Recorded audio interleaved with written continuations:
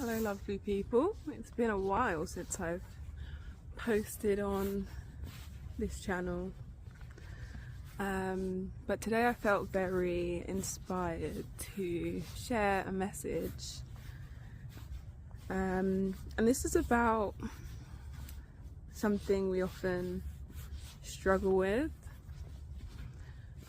and that is forgiveness. I think it can be a hard one because so often we attach to what has been done to us, or we attach to an outcome, and I think that's often to do with expecting an apology from a person or for the situation to be different. But today I just wanted to share some ways that we can move through this from a more centered and compassionate place. I'm hoping I don't get too distracted because I'm here with my little one, Chico. Chico! Yes. And he's been not walking as much recently, so I'm having to, prompt him a lot to keep walking. But yeah, I look forward to sharing this message. So I think I was mentioning that I think we struggle with forgiveness because we attach to a certain outcome.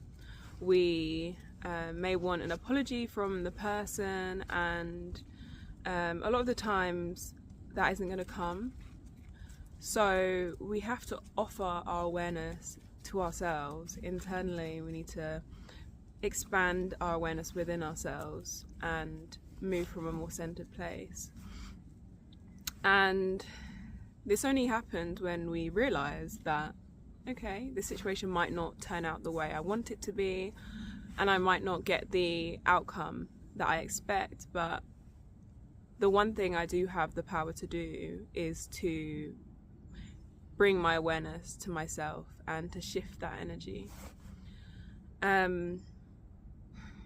So this can take a lot of meditation, a lot of practice to do, but simply having an anchor that we can focus on, for example, our breath, just becoming aware of the inhale and the exhalation, and this can make a massive difference. Another way or another factor that I believe is involved is not only being able to let go or invite our awareness, but also being able to imagine this person well. And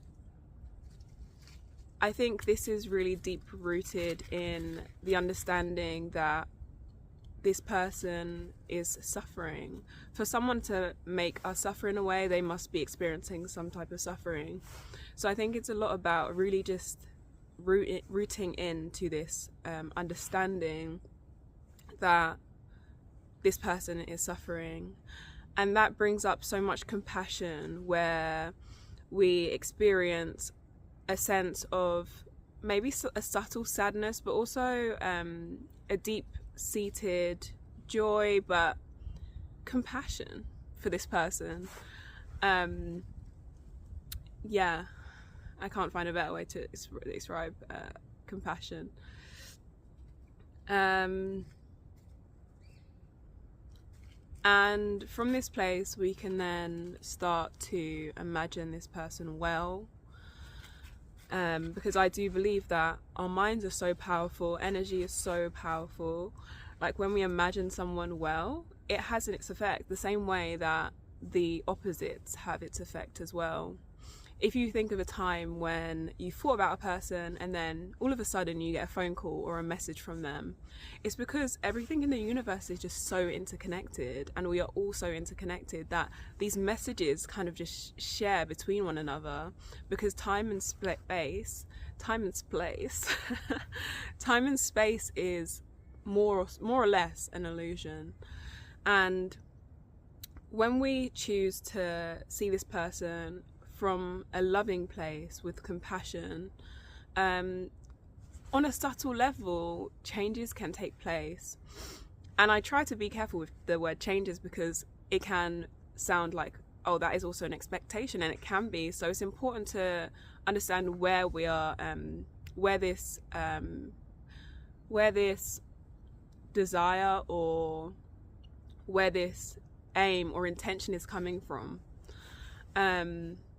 So I'd say that's an important place to start before doing any visualizations or sending healing.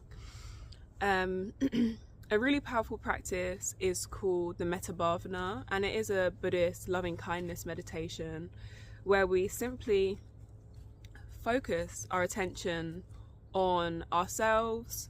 It can be ourselves first, a friend, and then an acquaintance or someone you don't know very well, and then a very difficult person.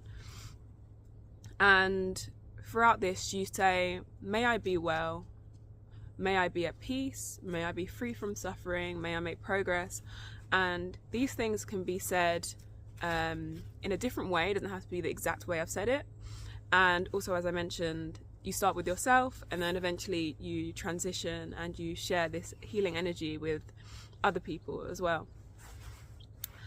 Let me know if you'd like me to do like a guided meditation on this, because I'm more than happy to.